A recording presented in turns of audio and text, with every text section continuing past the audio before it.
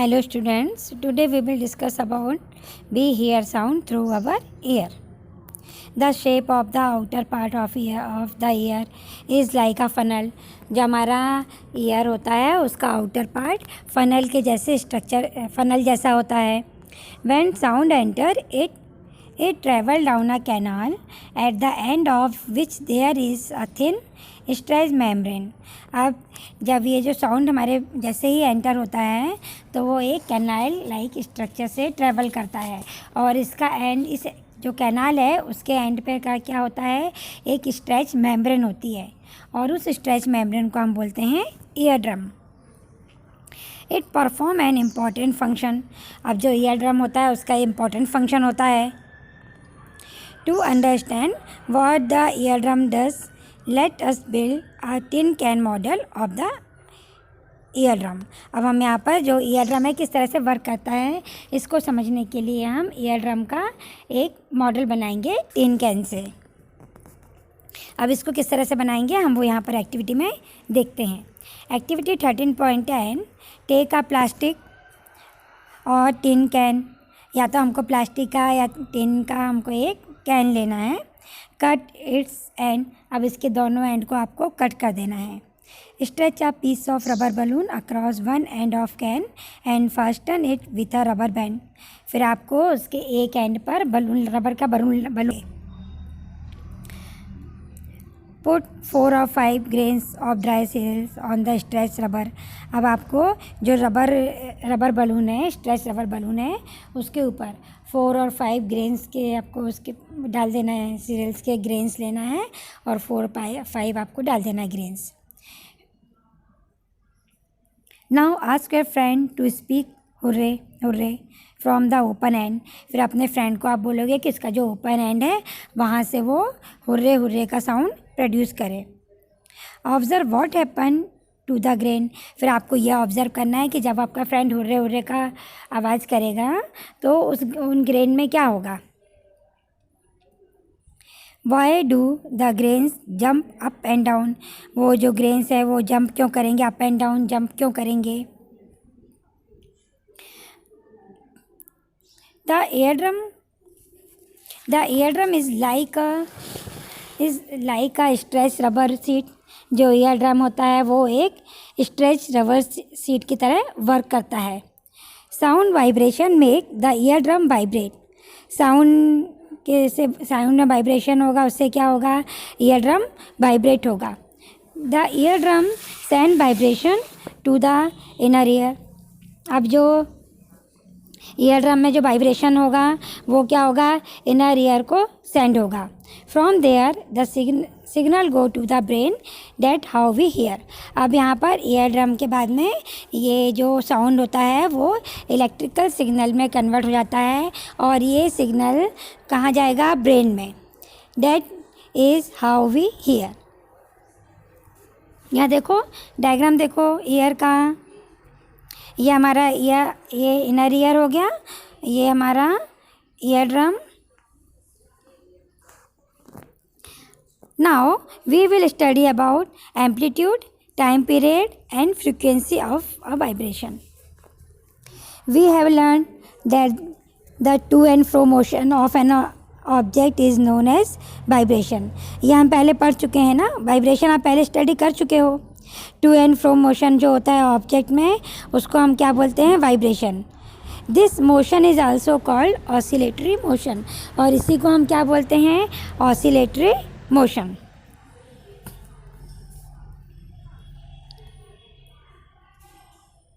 You have already learned in earlier classes about the oscillatory motion. अब हम पहले पढ़ चुके हो earlier classes में oscillatory motion, टाइम पीरियड पढ़ चुके हो. जब to and fro object to and fro motion करता है तो उसको हम क्या बोलते हैं, ऑसिलेटरी मोशन. टाइम पीरियड, उसको एक ऑसिलेशन करने में जितना भी टाइम लगता है उसको हम बोलते हैं time period. The number of oscillations per second is called frequency of oscillation. अब नंबर 1 सेकेंड में, पर सेकेंड में जितने भी ऑसिलेशंस होते हैं उसको हम क्या बोलते हैं, फ्रीक्वेंसी ऑफ ऑसिलेशन. ठीक है, अगर फ्रीक्वेंसी तो मीन्स पर सेकेंड में जितने भी ऑब्जेक्ट ऑसिलेशन करता है, जितना भी वाइब्रेशन करता है, जितना भी टू एंड फ्रो मोशन करता है, उसको हम क्या बोलते हैं, उसकी frequency. Frequency is express in hertz. Frequency जो होती है उसको हम हर्ट्ज से एक्सप्रेस करते हैं। It's symbol is Hz। A frequency of 1 hertz is 1 oscillation per second।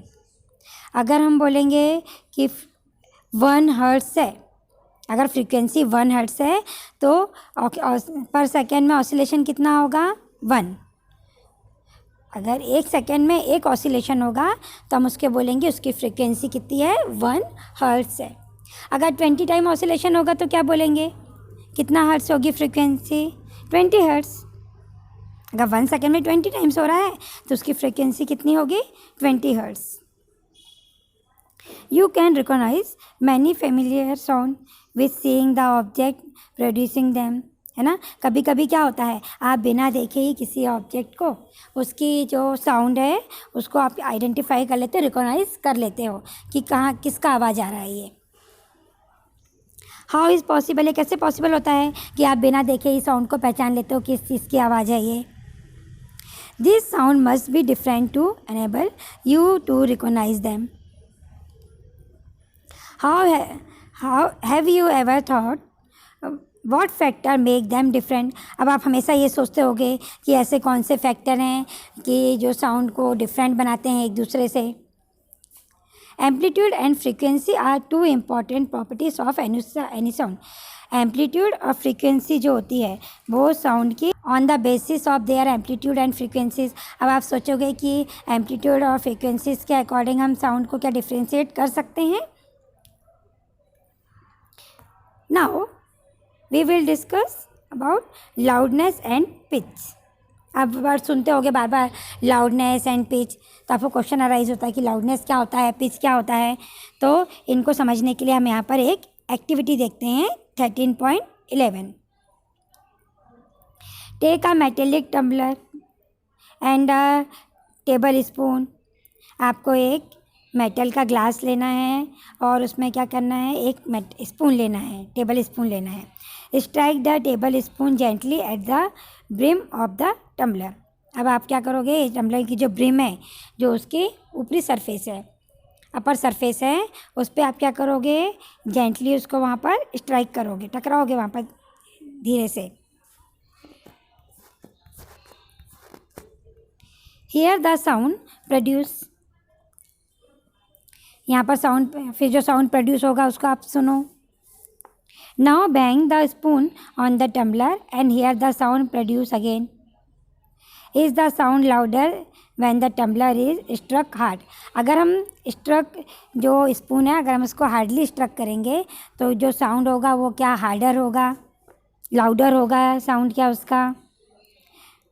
Now अब क्या करना है आपको, suspend a small thermocol ball touching the rim of the tumbler.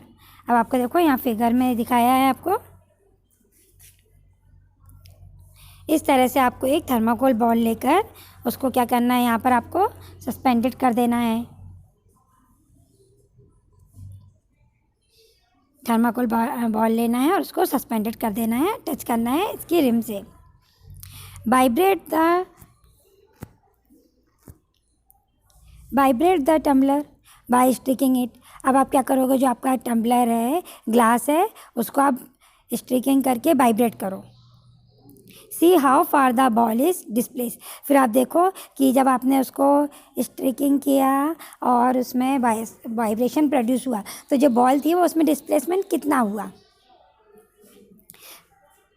उसको the displacement of ball is measure of the amplitude of vibration of the tumbler. तो जितना उसमें displacement होगा थर्माकोल बॉल में, उतना उसका क्या होगा, amplitude. Tumbler gently and harder. आप क्या करो, जो टम्बलर है उसको जेंटली और थोड़ा सा उसको लिटिल हार्डर आप क्या करो, उसको स्ट्राइक करो।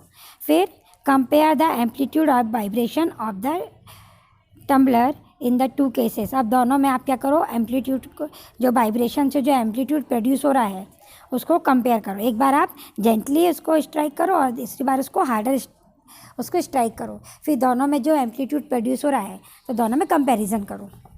In which case in is the amplitude larger, किस केस में एम्पलीट्यूड ज़्यादा होगा ये आपको देखना है। The loudness of sound depend on its amplitude, जो साउंड का लाउडनेस होता है वो उसके एम्पलीट्यूड के ऊपर डिपेंड करता है। When the amplitude of vibration is large the sound produces loud, अगर एम्पलीट्यूड जो वाइब्रेशन से जो एम्पलीट्यूड होगा वो ज़्यादा होगा तो साउंड कैसा होगा, लाउड होगा। अगर वाइब्रेशन के थ्रू जो एम्पलीट्यूड प्रोड्यूस होता है वो अगर लार्जर होगा तो साउंड जो होगा वो लाउड प्रोड्यूस होगा। When the amplitude is small, अगर एम्पलीट्यूड स्मॉल होगा तो साउंड कैसा होगा, फीबल होगा, कमज़ोर होगा। तो एम्पलीट्यूड से के ऊपर भी साउंड की लाउडनेस डिपेंड करती है। Compare the sound of a baby with that of an adult, आप कंपेयर करो किसी बेबी और अडल्ट के साउंड में, क्या उनमें डिफरेंस होता है दोनों का। Is there any difference? When if two sounds are equally loud they differ in some way, अगर दोनों साउंड इक्वली लाउड होंगे तो क्या वो डिफ़र होंगे एक दूसरे से। लेट अस सी हाउ, किस तरह से। तो साउंड अगर इक्वली लाउड होंगे तो भी वो क्या होते हैं, एक दूसरे से डिफ़र होते हैं। तो इसको हम देखते हैं किस तरह से। द फ्रीक्वेंसी डिटरमाइन दैट स्ट्रिंगनेस और पिच ऑफ अ साउंड, तो जो फ्रीक्वेंसी होती है वो डिटरमाइन करती है उसकी श्रिलनेस और पिच को। If the frequency of vibration is higher, अगर फ्रीक्वेंसी ज़्यादा है तो we say that the sound is shrill and as a higher pitch, तो अगर फ्रीक्वेंसी ज़्यादा है तो हम बोलेंगे कि साउंड कैसा होगा, श्रिल होगा या फिर उसकी पिच जो होगी वो हाई होगी। If the frequency of vibration is low, अगर फ्रीक्वेंसी वाइब्रेशन की फ्रीक्वेंसी लो होगी तो sound has a lower pitch, sound lower pitch का होगा। फॉर एग्ज़ाम्पल जो ड्रम होता है वो लो फ्रीक्वेंसी होती है उसमें, therefore it produce low pitches sound, तो जो ड्रम होता है वो लो पिच के साउंड को प्रोड्यूस करता है।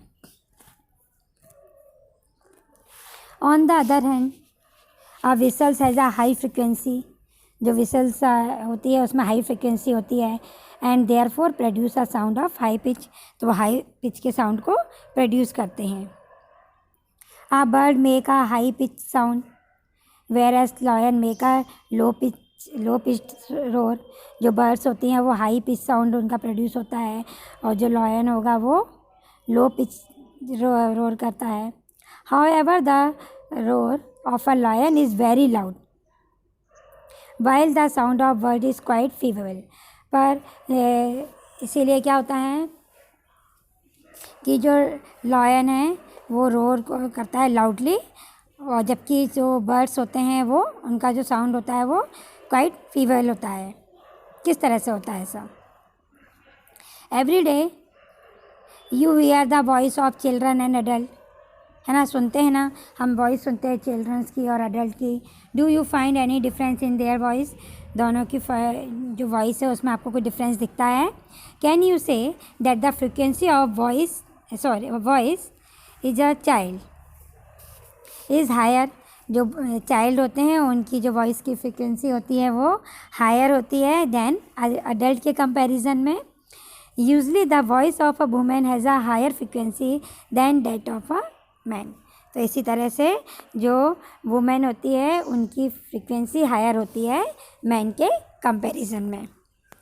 Now we will discuss about audible and inaudible sound. We know, अब कभी कभी ऐसा होता है ना कुछ साउंड हमको सुनने में अच्छा लगता है उसको हम सुन सकते हैं, कभी कभी बोलते हैं बहुत ज़्यादा शोर हो रहा है, कोई कोई साउंड को हम सहन नहीं कर सकते हैं। We know that we need a vibrating body for the production of sound, है ना, ये तो अभी हमने स्टडी कर लिया है कि किसी भी बॉडी को साउंड को प्रोड्यूस करने के लिए उसमें वाइब्रेशन होना चाहिए। Can we hear the sound of all vibrating bodies, क्या आप सारे जितनी भी वाइब्रेटिंग बॉडीज़ है उनको साउंड को आप सुन सकते हो?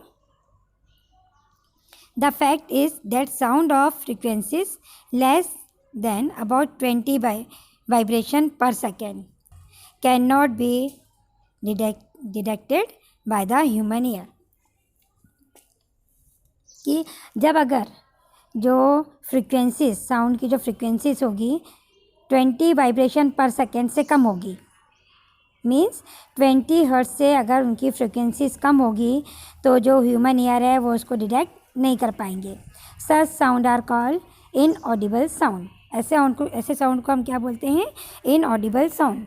20 हर्ट्ज से अगर उनकी फ्रीक्वेंसीज लेस है पर सेकेंड, अगर वो 20 वाइब्रेशन से कम कर उनकी फ्रीक्वेंसी 20 से कम हो तो ऐसे साउंड को ह्यूमन जो होते हैं, ह्यूमन ईयर होता है, वो सुन नहीं पाता है. उन साउंड को हम बोलते हैं inaudible sound. On the higher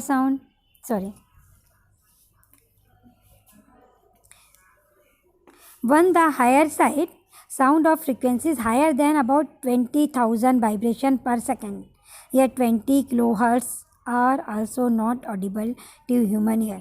और अगर 20 किलोहर्ट्ज़ इससे भी ज़्यादा उसकी फ्रीक्वेंसी होगी पर सेकेंड में, अगर वो 20,000 से ज़्यादा वाइब्रेशन करेगा तो उस फ्रीक्वेंसी वाले साउंड को भी ह्यूमन ईयर नहीं सुन सकते हैं. Thus for human ear the range of audible frequency is roughly from 20 to 20,000 kilohertz. जो ह्यूमन ईयर होते हैं उनकी जो ईयर की फ्रीक्वेंसी होती है, जो सुनने का ऑडिबल साउंड उनका होता है, उसकी जो रेंज होती है वो होती है 20 से 20,000 किलोहर्ट्ज़ तक. इतना साउंड ह्यूमन ईयर सुन सकते हैं. ना तो इससे कम सुन सकते हैं, ना तो इससे ज़्यादा ही वो सुन सकते हैं. Now we will discuss about noise and music. We hear different type of sound around us. The sound always pleasing. हम different type के sound को सुनते हैं, है ना. कुछ sound हमको अच्छे लगते हैं. Does a sound sometimes cause discomfort. और कुछ sound ऐसे होते हैं जो हमको discomfort feel होता है, उसमें comfortable feel नहीं होता है. Some sound are pleasant to the ear whereas some are not. तो कुछ साउंड ऐसे होते हैं जो हमारे ईयर को अच्छे लगते हैं और कुछ साउंड ऐसे होते हैं जो नहीं लगते हैं. Suppose construction work is going on your neighbourhood. Are the sound coming from the construction site pleasing. तो अगर कोई आपके घर के आसपास कोई कंस्ट्रक्शन वर्क चल रहा है तो उसका साउंड आपको अच्छा लगेगा क्या सुनने में? Do you enjoy the sound produce by the horn of buses and truck. बस और ट्रक के हॉर्न से जो साउंड प्रोड्यूस होता है वो आपको अच्छा लगता है क्या? आप उसमें एंजॉय करते हो क्या उस साउंड में? Such unpleasant sound are called noise. तो ऐसे अनप्लीसेंट साउंड को जो हमको सुनने में अच्छे नहीं लगते हैं उनको हम बोलते हैं noise.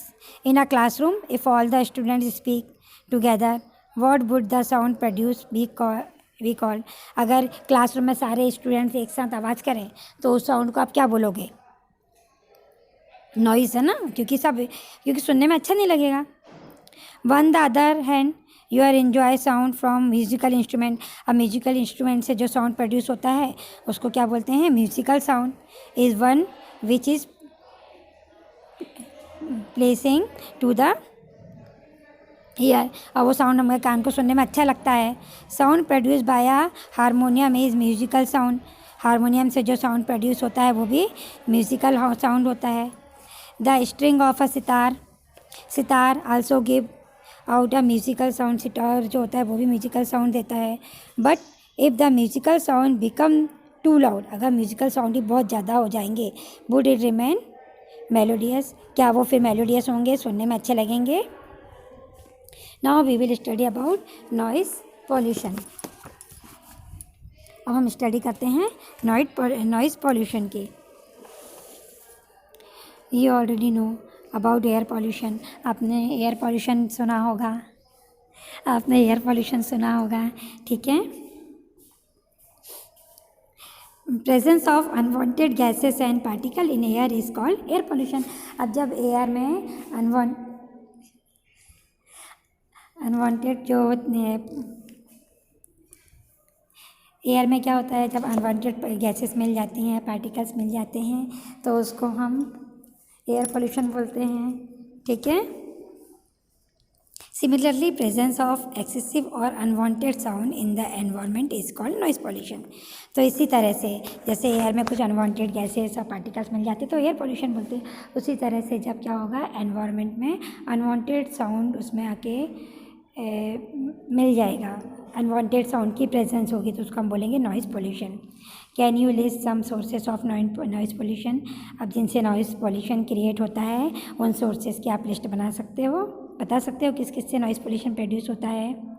Major cause of noise pollution are sound of vehicle, जो व्हीकल से साउंड प्रोड्यूस होते हैं वो नॉइज़ पोल्यूशन को क्रिएट करते हैं। Explosion including bursting of crackers create करते हैं। What source in the home में लीड टू नॉइज़?